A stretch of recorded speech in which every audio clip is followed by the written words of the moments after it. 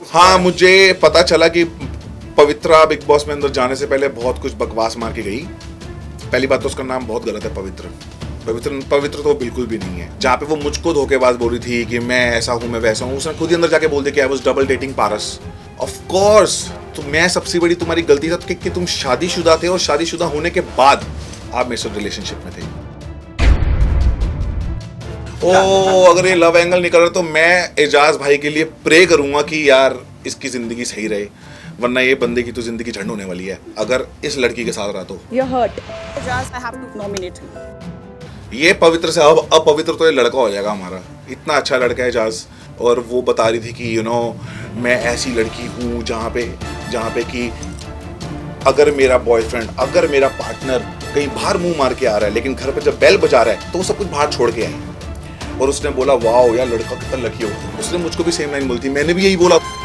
सिद्धार्थ शुक्ला, हिना और गौहर, इन बच्चों को जो आए हैं, नए कंटेस्टेंट जो आए हैं, उनको डायरेक्ट कर रहे हैं बेसिकली। तो डायरेक्ट करना किसी को is not big boss. Big boss is individuality. आपको अपनी पर्सनैलिटी दिखानी होती है, आपको अपने बारे में दिखाना होता है कि आप कैसे हो।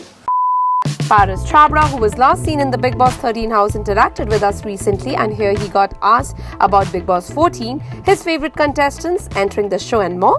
So let's roll and find out. मैं सबसे पहले जानना चाहूंगा, हालांकि कुछ बताने वाले नहीं है, फिर भी क्या शूट कर रहे थे आज क्रोमा? क्यों बताऊं फिर? जब आपको पता है मैं नहीं बताने वाला तो मैं नहीं बताऊंगा, क्योंकि अलाउड नहीं है अभी बताना। जो हम शूट करते हैं वो आपको बहुत जल्द दिखेगा और सबको दिखेगा और सबको पता चलेगा कि हमने क्या शूट किया है।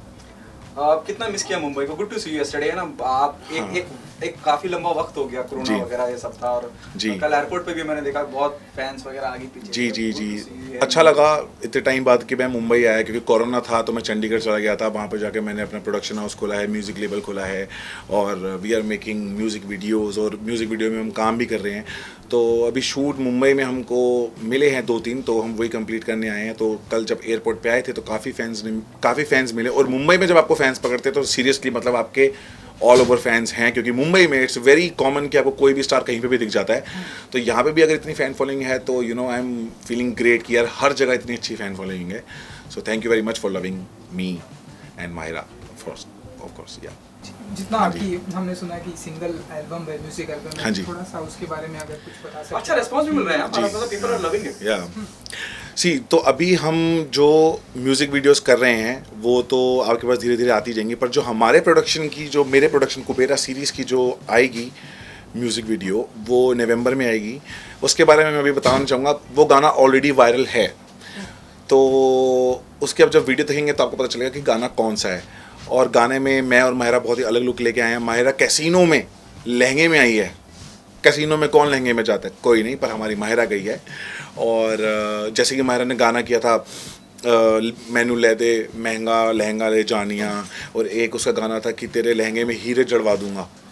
तो मैंने उसके लहंगे में हीरा भी जड़वाया और महंगा ही लहंगा लिया। कितना महंगा लिया मैं ये नहीं बताऊँगा, कितना महंगा लिया कि लाखों में लिया है, पर लहंगा बहुत ही महंगा है। और उसके बाद जो मेरी लुक है वो बहुत ही ज़्यादा इंस्पायर्ड है रणवीर सिंह से। तो रणवीर सिंह आपको पता ही है, मैं उसको कॉपी तो करता ही हूँ, उसके जैसे कपड़े पहनना चाहता हूँ, क्योंकि वो जो कपड़े पहनते हैं इस लाइक वो डिफरेंट होता है थोड़ा, जो कि वरना नॉर्मल लड़के क्या पहनते हैं, T shirt, jeans, pants, coat, इतना ही। तो मुझे इतने में मेरा पेट नहीं भरता, मुझे इतना चाहिए। तो रणवीर सिंह क्या है, उसके पास बहुत सारे कपड़े हैं पहनने के लिए, तो उसको मैंने कहीं ना कहीं मैं उनसे इंस्पायर्ड हूँ, इसलिए मैंने वैसी लुक रखी। यार it also remind me of Deepika Padukone of Ramlila, and the way Ranveer Singh have dressed up in Ramlila. जी क्या वही कॉन्सेप्ट होने वाला है? नहीं, ये रामलीला वाला कॉन्सेप्ट नहीं है, ये बहुत ही अलग कॉन्सेप्ट है। जब आप देखोगे तो आपने लुक शायद देखी होगी, लुक तो मैंने रिवील कर दी है उसको। वाइट टाइगर प्रिंट है, लोग उसको जेब्रा प्रिंट बोल रहे हैं। It's not zebra, it's tiger print, white tiger print, और वो टाइगर की ही लुक है। पारस, बिग बॉस चर्चा का विषय है, फिर से चालू हो चुका है, और कैसे आग बंद करते वक्त चला गया जी।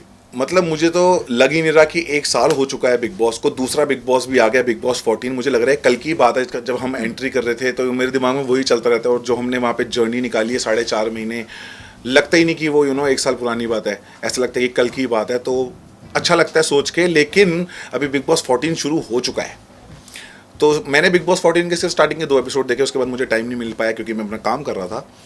तो बिग बॉस 14 में जो मैंने देखा है अभी तक वो सिर्फ यही देखा है कि शुक्ला ही चमक रहा है। तो मुझे ऐसा लग रहा है कि बिग बॉस 13 ही चल रहा है, बस वहाँ पे शुक्ला की जगह बाकी जितने कंटेस्टेंट सब हट गए हैं और वो ही चल रहा है।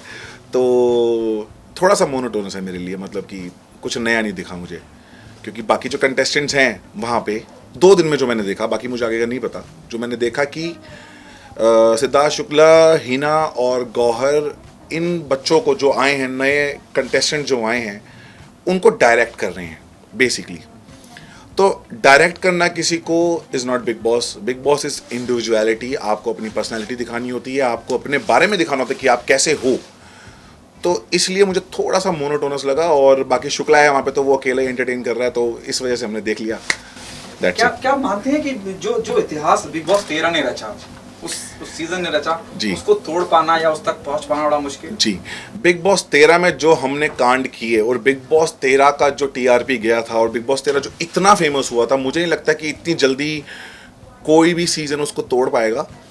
पर मैं चाहूँगा कि बिग बॉस हमेशा हिट जाए, क्योंकि मेरा फेवरेट शो, मुझे सब कुछ बिग बॉस नहीं दिया है। आज की डेट में मैं जो हूँ वो बिग बॉस की वजह से हूँ। लोग मुझे जो प्यार दे रहे हैं और जो मैं अपना प्रोडक्शन हाउस भी खोल पाया, तो मेरी यही प्लानिंग भी मेरी ये थी कि मैं बिग बॉस के बाद अपना प्रोडक्शन हाउस खोलूँगा। लेकिन मैं यही कह रहा हूँ कि बिग बॉस एक ऐसा प्लेटफॉर्म है, अगर आप उसको दोगे तो वो आपको देगा। अगर आप कुछ नहीं करोगे तो यू वोंट गेट एनीथिंग। आप बिग बॉस को नाश मार रहे हो। तो उससे ऐसा होता है कि आगे आने वाले कंटेस्टेंट्स, एक्टर्स जो होते हैं, वो भी सोचते हैं कि क्या यार बेकार था लास्ट सीजन। इस सीजन हर कोई खुशी खुशी गया होगा कि मैं बिग बॉस जाना है, बिग बॉस जाना है, क्योंकि बिग बॉस 13 बहुत हिट गया था। अब बिग बॉस 14 अगर, मतलब भगवान ना करे ऐसा, क्योंकि मेरा बिग बॉस वालों से बहुत प्यार है, कलर्स वालों से बहुत प्यार है, मैं चाहता हूँ कि शो बहुत हिट जाए, पर जिस तरीके से कंटेस्टेंट अंदर खेल रहे हैं वो इंटरेस्टिंग नहीं लग रहा है मुझको। तो मेरी अगर अंदर तक बात पहुंचती है या फिर मैं अंदर जाता हूँ तो मैं बोल के कहूँगा कि शो को नाश मारने की जरूरत नहीं है। बेटर है कि आप अपना पॉइंट ऑफ व्यू रखो। अगर आपको कोई चीज़ सही नहीं लग रही है, शुक्ला की, हिना की या किसी की भी, गौहर की, तो आप उस पर बात करो, उस पर मना कर दो, आप वो करो, क्योंकि वो आपका शो है अभी। तो मेरे हिसाब से हर कंटेस्टेंट को वहाँ पे अपने तरीके से खेलना चाहिए, दूसरों के तरीके से नहीं। पवित्रा ने बहुत कुछ कहा। हाँ, मुझे पता चला कि पवित्रा बिग बॉस में अंदर जाने से पहले बहुत कुछ बकवास मार के गई। पहली बात तो उसका नाम बहुत गलत है, पवित्र तो बिल्कुल भी नहीं है, अपवित्र होना चाहिए अगर होना चाहिए तो, नहीं तो। और ऊपर से जो वो बकवास मार के गई मेरे बारे में, उसने अपने आप को अंदर ही पहले दिन ही गलत प्रूफ कर दिया। जहाँ पे वो मुझको धोखेबाज बोल रही थी कि मैं ऐसा हूँ, मैं वैसा हूँ, उसने खुद ही अंदर जाके बोल दिया कि आई वाज डबल डेटिंग पारस। तो किस टाइप की लड़की है वो। और ये बात तो मैंने कभी बाहर नहीं निकाली थी कि हमारा ब्रेकअप क्यों हुआ था। तो ब्रेकअप का रीज़न ही यही था कि डबल डेटिंग हो रही थी, प्लस शी वॉज मैरिड। तो जब शादीशुदा हो तो फिर रिलेशन में आने की ज़रूरत क्या है। आपने ये, पवित्रा एक इंटरव्यू में बोल के गई कि पारस मेरी सबसे बड़ी गलती थी। ऑफ कोर्स, तो मैं सबसे बड़ी तुम्हारी गलती था कि तुम शादीशुदा थे और शादीशुदा होने के बाद आप मेरे साथ रिलेशनशिप में थे, तो ये सबसे बड़ी गलती थी। या right. Okay, whom do you see? Tamboli is there, Jasmine is there. Whom do you see? You know, they are... या तंबोली है वहाँ पे। तंबोली मुझे लग रहा है कि सिर्फ कॉपी कर रही है वो हमारे एक्स कंटेस्टेंट्स की। तो एक्स जैसे, मैं नाम नहीं लेना चाहता कि किसकी कॉपी कर रही है, वो लोगों को पता ही है किसकी कॉपी कर रही है। और दूसरी वहाँ पे जैस्मिन है, तो जैस्मिन मुझे कहीं ना कहीं सेंसिबल लगी। उसकी जो, मतलब जैस्मिन भी जब एंटर करी थी बिग बॉस में, वो भी मुझे लग रहा है कि वो हमारे एक्स कंटेस्टेंट की कोशिश करी थी कॉपी करने की, लाइक बच्चा बनना या वो सब। तो वो ठीक था। मैं थोड़ा डिसअपॉइंटेड था उसकी एंट्री से कि यार ये ऐसी तो नहीं है, क्योंकि जब बिग बॉस 13 में वो आई थी 2 बारी एज अ गेस्ट, तो वहाँ पे उन्होंने अपनी एक बहुत ही अलग पर्सनैलिटी दिखाई थी। लेकिन फिर भी मैं जैस्मिन को गलत नहीं बोलूँगा। जैस्मिन जब अंदर गई तो उनका जो एटीट्यूड था वो मुझे बहुत अच्छा लगा, कि हर चीज़ पे स्टैंड लेना, हर बात को बोलना कि नहीं ऐसे नहीं, ऐसे नहीं ऐसे। तो मुझे लगता है कि जैस्मिन बहुत अच्छा कर रही है इस वक्त फिलहाल। एजाज को मैंने स्टार्टिंग में 2 दिन देखा, मैंने देखा कि this guy is very interesting है। वो थोड़ा सा ऐसा है कि वो सोशलाइज नहीं है, लड़कियों को छूता नहीं है, और फिर भी वो कोशिश कर रहा है थोड़ा सा, मतलब वो कहीं ना कहीं मुझे इंटरेस्टिंग लग रहा है, क्योंकि जो वो नहीं करता शायद वो कर रहा है, तो विच इज़ ग्रेट। तो उसको अपनी पर्सनैलिटी दिखानी चाहिए और अच्छा निकल के आना चाहिए। एक लव एंगल निकल रहा है एजाज और पवित्रा के बीच में। अगर ये लव एंगल निकल रहा है तो मैं एजाज भाई के लिए प्रे करूंगा कि यार इसकी ज़िंदगी सही रहे, वरना ये बंदे की तो ज़िंदगी झंड होने वाली है अगर इस लड़की के साथ रहा तो। ये पवित्र से अब अपवित्र तो ये लड़का हो जाएगा हमारा। इतना अच्छा लड़का है एजाज, और हमने उनको पहले भी देखा है टीवी पे, और काफ़ी अच्छा काम करते हैं। अब काफ़ी काफ़ी नोन है, तो ऐसे लोगों से दूर रहना चाहिए। जान कुमार सानू, राहुल वैद्या। राहुल वैद्या इज़ अ ग्रेट सिंगर, हमने उनको इंडियन आइडल में देखा हुआ है। और मैं राहुल वैद्या को भी ये कहना चाहूँगा कि मैंने फर्स्ट एपिसोड देखा था जहाँ पे वो उसी अपवित्र के साथ बैठ के बात कर रहे थे, और वो बता रही थी कि मैं ऐसी लड़की हूँ जहाँ पे कि अगर मेरा बॉयफ्रेंड, अगर मेरा पार्टनर कहीं बाहर मुंह मार के आ रहा है, लेकिन घर पे जब बेल बजा रहा है तो वो सब कुछ बाहर छोड़ के आए। और उसने बोला वाह यार लड़का कितना लकी होगा। उसने मुझको भी सेम लाइन बोली थी, मैंने भी यही बोला था कि वाह यार लड़का तो बड़ा लकी होगा। पर वो बात बोली थी ना कि मेरा पार्टनर ऐसे करे तो I have no issues, actually मैं वो बात अपनी करी थी कि बाहर जितना मर्जी कुछ करके आए, लेकिन गेट पे आऊंगी तो सिर्फ तेरी ही होंगी। So that was a thing, वो अपने लिए बात करी थी, दूसरों के लिए नहीं। Okay, what else is happening apart from the production house? आप शूट के लिए भी यहाँ आना शुरू हो गया है? हाँ जी। और क्या जी, तो हाँ जी, तो बहुत ही जल्दी अभी तो मैंने म्यूजिक लेबल ऑन किया है। और म्यूजिक लेबल में मैंने ऑन क्यों किया है, क्योंकि किसी ने बोला था कि पारस में वो कैलिबर नहीं है, और वो किसी अगर वो देख रहा होगा तो उसको पता होगा कि कैलिबर बेटा कितना है। तुम्हारे सामने प्रोडक्शन हाउस खड़ा करूंगा और तुम्हारे आगे ही आऊँगा। अब मैं एक्टर नहीं हूँ, तुम्हारे जैसा ही हूँ, तो कैलिबर इतना है मेरे अंदर। अभी तो मैं म्यूजिक वीडियोस बना रहा हूँ, जनवरी फरवरी से मूवीज भी बनेंगी और वेब सीरीज भी बनेंगी, क्योंकि यही मेरा प्लान था। तो बहुत प्यार मिला, तो अपने फैंस के लिए जिन्हें काफी बेसब्री से इंतजार होता है आपके अपकमिंग प्रोजेक्ट क्या है, क्या उन्हें कुछ कहना चाहेंगे? तो अभी मेरे कम से कम 3 से 4 गाने रिलीज होने वाले हैं, और एक मेरे प्रोडक्शन का खुद एक गाना रिलीज होने वाला है जो कि बहुत वायरल है ऑलरेडी। सारे टिकटॉकर्स ने बनाई हुई है वीडियो।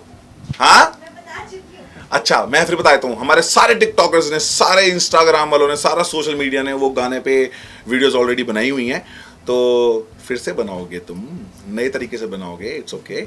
एंड 2 वेब सीरीज़ हम करने वाले हैं, माहिरा और मैं, और फरवरी में, मोस्ट प्रोबेबली फरवरी या फिर मार्च में हमारी मूवी भी स्टार्ट होने वाली है एक। सो होपिंग कि सब कुछ अच्छा जाए और आप लोगों का प्यार ऐसे ही मिलता रहे। और सभी फैंस को मैं यही कहना चाहूँगा कि आप प्यार करो या नफरत करो, मैं आपको कभी अपने आप को भूलने नहीं दूंगा, आपके दिमाग में बसता रहूँगा टन टन टन टन टन। To know all about Big Boss 14's latest gossips and news and to participate in our fun discussions and polls, make sure to check out www.indiaforums.com. We hope that you guys enjoyed this chat with Paras. If you did, do comment and tell us. Also, don't forget to subscribe to India Forums. Ashima Chavda, India Forums, Mumbai.